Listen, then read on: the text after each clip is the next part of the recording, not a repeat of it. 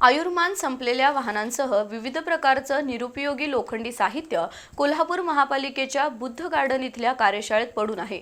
हे साहित्य भंगारात म्हणजेच स्क्रॅपमध्ये घालण्याची प्रक्रिया महापालिकेने सुरू केली आहे। त्यातून महापालिकेला 2 कोटी रुपये उत्पन्न मिळण्याची शक्यता आहे।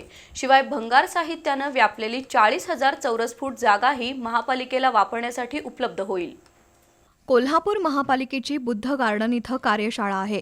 या ठिकाणी केएमटी बसेस आणि महापालिकेच्या अन्य वाहनांची दुरुस्ती केली जाते। त्यातून निर्माण झालेला भंगार म्हणजे स्क्रॅप साहित्य या ठिकाणी पडून आहे। जवळपास 40,000 चौरस फूट म्हणजे 1 एकर जागेवर हे स्क्रॅप साहित्य धूळ खात पडलंय। आयुर्मान संपलेली वाहनं, जुने स्पेअर पार्ट असं हे साहित्य लिलाव पद्धतीनं भंगारात घालण्याची प्रक्रिया महापालिकेनं सुरू केली आहे। त्यातून महापालिकेला 2 कोटी रुपयांचं उत्पन्न मिळेल अशी आशा आहे।